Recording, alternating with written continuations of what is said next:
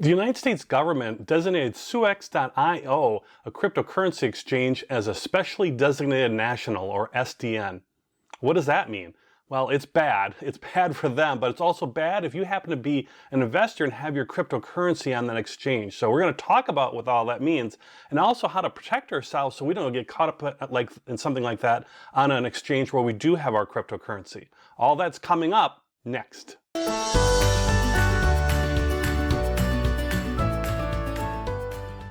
Welcome to the channel where we help you to learn fast so you can become a confident and successful investor. If that sounds good to you, hey, don't forget to hit that subscribe button. All right, SUEX.io, I've never heard of them. A lot of people haven't heard of them. But what is this specially designated national thing and the sanctions the U.S. government did? Well, the SDN, or specially designated national, is what they use for terrorist groups. So if you're a terrorist, you're an SDN from the United States government. So that's how they kind of lump you together. So this exchange has not necessarily relationships with terrorists, like blowing up stuff, but terrorism in terms of ransomware, as far as holding, in fact, companies hostage by locking down their systems, their digital or computer systems.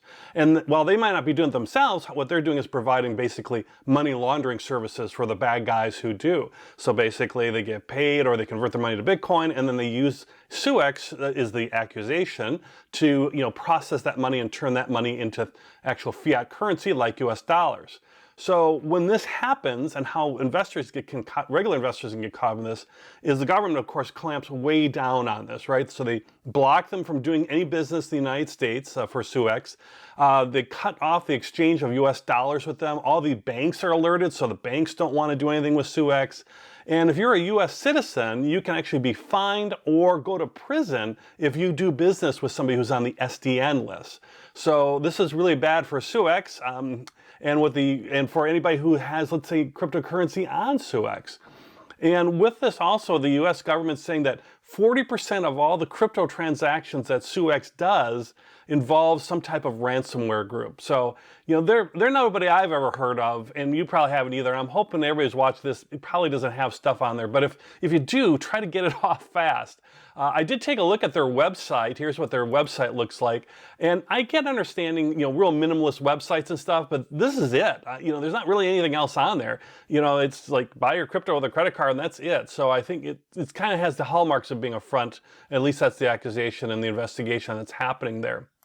Again, I've never heard of them, and my understanding is that they're based out of the Czech Republic, but do all their operations in Russia. And as we know, we've seen a lot of ransomware type stuffs coming out of Russia. So there's some concern around there. All right, so that's what's going on with SUEX. But what does that mean for us as individual investors who are not on SUEX? How can we try to help protect ourselves so we don't accidentally get involved with maybe something that's a fraudulent or some type of exchange that's not really good, right? So one of the first things you can do, there's two big things I think you can do. One is to look where, for big kind of reputable companies that are exchanges that, been in business for a long time and are well known. So for example, a good place to go, there's other places, but a good place you can go is CoinMarketCap. And if you click on the button where it says exchanges there at the top, and then you'll get a list of cryptocurrency spot exchanges. Spot exchanges where you're buying and selling cryptocurrency versus, let's say, just lending or transferring things. And you can see the big players here. It's ranked by that. You can see Binance and Coinbase, FTX, Huobi, Kraken, all the big players. You can see how big Binance is by their volume here. They're so large. And Coinbase just, went public only a few weeks ago as far as being traded on a stock exchange, the company. So big companies like this, they don't want to get involved with money laundering or anything like that. They're making a ton of money just by being a reputable cryptocurrency exchange. On CoinMarketCap, they actually have a formula. You can click on the eye there to see how they come up with a formula where they rank you based on kind of a confidence or an exchange store, and you're ranked from 1, and I think there's like 260 or so exchanges on there. I did look to see if SUEX was on there, I didn't see them, and I went through all the different exchanges on there. So you can see, these are in the type of fiat currency on the right there, in the number of coins they offer, all that's right there as far as what they support. So you can go to CoinMarketCap and look for exchanges that are reputable that way, as far as being big players, well-known, have been around for a long time. That's one step that can help with that. Another thing you can do is if you're looking at, let's say online brokers, maybe you want to trade stocks and other things. There's a lot of online brokers now that offer cryptocurrency and stocks and a variety of things.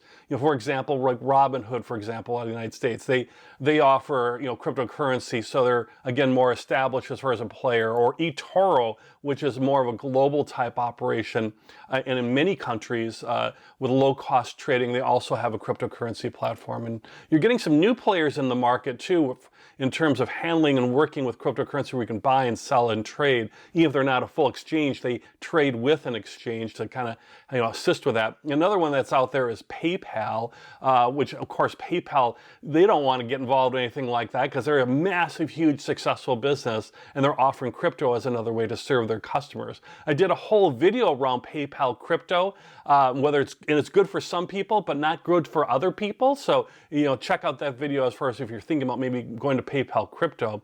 But PayPal crypto's whole thing is about security, safety. We're not going to do money laundering, that kind of stuff.